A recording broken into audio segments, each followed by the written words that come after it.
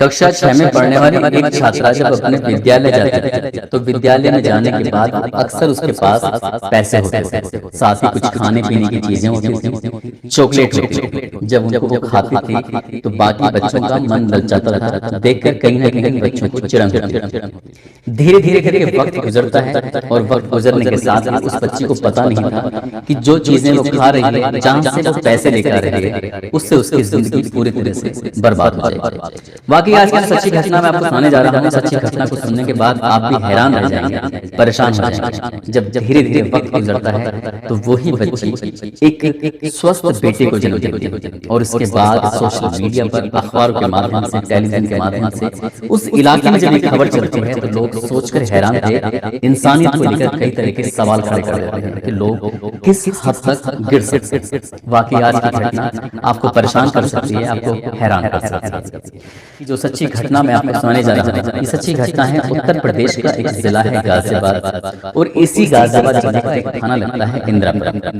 दरअसल इंदिरापुरम थाना क्षेत्र का एक इलाका है खोड़ा।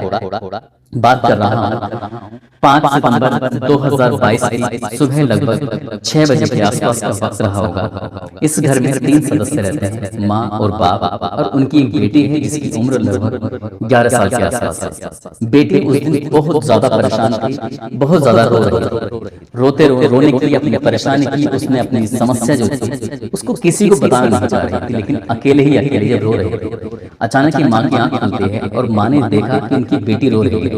तभी अपनी बेटी को पुचकार कर पूछती है कि बेटा क्या हुआ, क्या परेशानी, क्यों रो रही हो? तब उसकी बेटी ने कहा कि माँ, मुझे पेट में बहुत तेज का दर्द हो रहा है। बेटी के रोने की, उसके दर्द की जब बात ना सुनती है, एक गोली ला के देती है। गोली देने के बाद भी उसके उसकी बेटी को आराम नहीं मिलता। घंटा या 1.5 घंटा फिर बीत जाता है। ठीक से जब दिन निकल आता है उसके बाद फिर वो माँ अपनी बेटी से पूछती है कुछ तकलीफ कम हुई कि नहीं, तो कहती है माँ तकलीफ तो बढ़ रही है, कम नहीं हो रही। तभी उसकी माँ, उस लड़की का पापा उस बेटी को लेकर सीधा हॉस्पिटल पहुंचते हैं। हॉस्पिटल में अपनी बेटी को दिखाते हैं और दिखाने के बाद जब डॉक्टर बाहर निकलता है, जो बातें डॉक्टर कहता है, डॉक्टर की बातों को सुनने के बाद उसकी माँ और बाप के पैर तले जमीन खिसक जाती है। दरअसल वो कहते हैं कि तुम्हारी बेटी 8 महीने की प्रेग्नेंट है, 8 महीने की गर्भवती है, कक्षा 6 में पढ़ने वाली एक लड़की जिसकी उम्र अभी 11 साल है। आखिरकार उनकी बेटी को किसने प्रेग्नेंट कर दिया है, यही सवाल का जवाब उनके माँ बाप जानना चाहते थे और डॉक्टर भी जानना चाहते थे। इससे पहले कि माँ बाप वहां तक पहुंच पाते,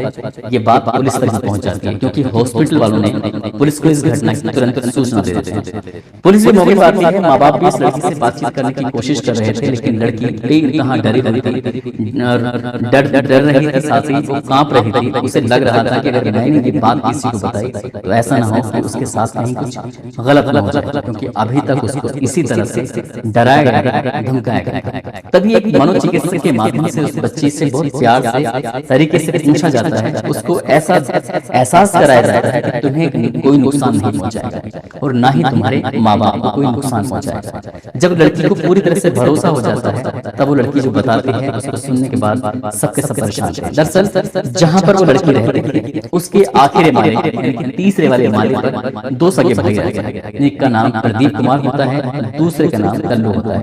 प्रदीप की उम्र 23 साल होती है और कल्लू की उम्र होती है लगभग 19 साल के आसपास। लड़की की माँ और लड़की के पापा दोनों नौकरी करने के लिए सुबह ही घर से निकलते थे, शाम को घर वापस आया करते थे। और एक दिन जो बड़ा भाई होता है जिसका नाम प्रदीप कुमार होता है, वो उस लड़की को कुछ ऐसी स्थिति में देख लेता है जो इस लड़की को शायद नहीं देखना चाहिए। उसके बाद उसने इस लड़की को उसी के घर में ले जाकर उसके साथ जबरदस्ती करने लगा। और जब लड़की ने कुछ बोलने की, चीखने की, चिल्लाने की कोशिश की तो उसने वहीं पास में रखा हुआ रसोई में चाकू निकाल कर उस लड़की की तरफ दिखाया कि ये तुमने शोर मचाने की कोशिश की, चीखने की कोशिश की, तो तुम्हें भी मार दूंगा, तुम्हारी माँ और तुम्हारे पापा भी मार दूंगा। लड़की ये बात सुनकर डर जाती है और पहली दफा 15 जनवरी 2022 को उसके साथ ये हरकत होती है और वो लड़की शांत है। जब लड़का इसके साथ गंदी हरकत करके यहाँ से निकलता है, जब रो रही थी तो उसको शोर कहता है कि रो मत, बाहर से चॉकलेट ले लेना या कोई टॉफी लेके खा लेना, परेशान होने की जरूरत नहीं है, सब ठीक हो जाएगा। उस लड़की को तसल्ली देता है क्योंकि उसको मालूम था और जानता था अच्छी तरह से उसकी माँ और उसके पापा पापा शाम तक ही आएंगे और इसने इस घटना को जो अंजाम दिया था वो दोपहर का समय होता। इसके बाद पहली बार ऐसा सिलसिला शुरू होता है। उसके जो प्रमोद होता है उसने अपने सगे भाई को बुझाकर यही सब वाकया बताया, कहा कि आज ऐसे ऐसे। अब इन दोनों भाइयों के बीच में कंपटीशन पैदा हो जाता है। जब भी मौका मिलता था दोनों भाई उस लड़की के साथ कभी बारी बारी से, कभी अलग अलग, कभी एक साथ, जब भी मौका मिलता था तब उसके साथ बलात्कार करते थे। और ऐसे ही करके धीरे धीरे करके वक्त आगे बढ़ता चला जाता है। माँ बाप को इस बात की बिल्कुल भी भनक नहीं थी, बिल्कुल भी खबर नहीं थी कि उनकी बेटी के साथ आए दिन घर के अंदर ही बलात्कार हो रहा है, रेप हो रहा है। कभी उस लड़की को अपने कमरे में लेके जाया करते थे तो कभी उस घर में रखते थे, और उसको जब जब जब इसके साथ ऐसा काम करते थे तब तक उस लड़की को 50 रुपए या 100 रुपए दिया करते थे। कहते थे कि स्कूल जाती हो तो इसको लेके चले जाना, चॉकलेट खा लेना, चिप्स खा लेना। और वो लड़की बिल्कुल भी नहीं जानती थी कि उसके साथ आखिरकार ऐसा जो हो रहा है वो गलत हो रहा है। कहीं ना कहीं वो लड़की के भी अंदर आदत से बनती चली गई थी। अब उसे लग रहा था कि जो हो रहा है वो उसके लिए नेचुरल है, कोई उसके ऊपर ज्यादा असर नहीं हो रहा था, और इस बात का उसने किसी को भनक नहीं लगने दी। लगभग 8 महीने तक उस लड़की के साथ ऐसे ही प्रतिदिन बलात्कार होता था, प्रतिदिन रेप होता था। बात का खुलासा होता है 5 सितंबर 2022 को। उसके बाद माँ बाप की तहरीर के आधार पर उन दोनों भाइयों के विरुद्ध गंभीर धाराओं में मुकदमा दर्ज कर लिया गया। पुलिस इन दोनों आरोपियों को हिरासत में लेती है और हिरासत लेने के बाद इनको जेल भेज देती है। 8 महीने की प्रेग्नेंट होने की वजह से इन माँ बाप ने कोशिश की कि इस लड़की को गर्भपात करा दिया जाए। डॉक्टर से जब सलाह मशवरा लेते हैं तो डॉक्टर ने साफ इनकार कर दिया था, यदि इसका गर्भपात कराया गया, पहली बात तो कोर्ट अनुमति ही नहीं देगा, यदि हो गया तो इस लड़की की जान भी जा सकती है, क्योंकि उस बेटी को बचाना माँ बाप के लिए बेहद जरूरी था। इसलिए उन्होंने इंतजार किया और इंतजार महज 1 महीने में पूरा हो जाता है। 5 अक्टूबर 2022 को वो लड़की जब उसको ज्यादा ही तकलीफ होती है, परेशानी हो रही थी, तब एक बार फिर से वो अपनी माँ से कहती है, माँ आज मुझे बहुत परेशानी, बहुत तकलीफ हो रही है। तब उसकी माँ कहती है, कोई बात नहीं, तुम्हारे पेट के अंदर एक पत्थर है जो काफी बड़ा रूप ले चुका है। जब तक ये पत्थर बाहर नहीं निकलेगा तब तक तुम्हें ऐसे ही तकलीफ, ऐसे ही परेशानी होती रहेगी। और उसका वक्त आ चुका है, आज इस पत्थर को हम पूरी तरह से निकलवा देंगे। उस लड़की को लेकर हॉस्पिटल जाते हैं। हॉस्पिटल ले जाने के बाद उसका जब प्रक्रिया शुरू होती है, उसको एक स्वस्थ बेटे को जन्म देती है। और जैसे स्वस्थ बेटे को जन्म देती है, माँ और बाप साफ साफ इनकार कर देते हैं कि हमें ये बच्चा चाहिए ही, क्योंकि पुलिस इसमें पूरी तरह से इन्वॉल्व हो चुकी थी और अदालत की कार्रवाई चल रही थी। बाकी जो टीमें CWC हो, ये जो भी इस बच्चे से रिलेटेड टीमें होती हैं, सरकारी संस्थाएं होती हैं, वो सब कुछ इसमें लगी हुई है। उधर पुलिस इस मामले की जांच पड़ताल करके चार्जशीट लगाकर अदालत में दे चुकी।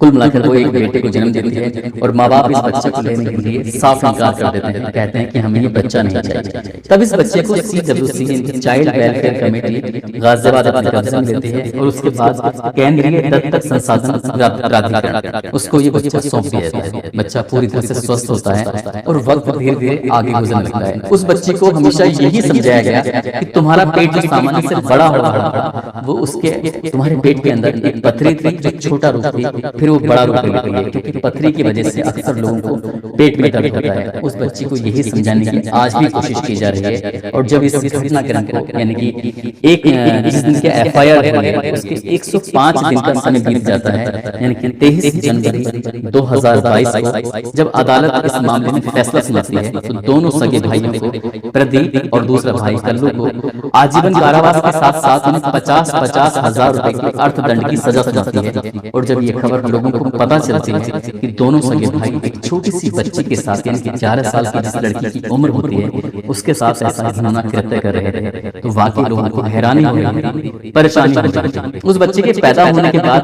डॉक्टरों की टीम ने, पुलिस की टीम ने ये भी पता करने की कोशिश की कि ये बच्चा असल में है किसका, ये क्या इन्होंने सचमुच इसका रेप किया है या नहीं किया है। जब DNA सैंपल भेजा जाता है, DNA सैंपल से साफ क्लियर हो जाता है कि ये प्रदीप का बच्चा है जिसकी उम्र लगभग 23 साल के आसपास होती है। दोनों ही समझदार थे, समझदार होने के बाद भी उस बच्चे के साथ ऐसी घिनौनी हरकतें कर रहे थे। दोस्तों फिलहाल इस मामले में अदालत का फैसला आ चुका है और ये खबर जब अखबारों के माध्यम से लोगों को पता चलती है तो लोगों को वाकई हैरानी होती, परेशानी होती है कि कोई इंसान किस हद तक गिर सकता है। इन दोनों सगे भाइयों ने वाकई इंसानियत को शर्मसार किया है और एक बच्चे के जीवन को पूरी तरह से बर्बाद कर दिया है। इस घटनाक्रम में सोने का उद्देश्य भी किसी को परेशान करना नहीं है, किसी का दिल दुखाना नहीं था, बल्कि आपको जागरूक करना था, सचेत करना था। साथ ही आपको बताना है, आपको जताना है कि आप यदि हस्बैंड वाइफ दोनों ही नौकरी करते हैं, बच्चे आपके घर पे रहते हैं, तो आपकी जिम्मेदारी बनती है कि अपने बच्चों को कुछ समय जरूर दें।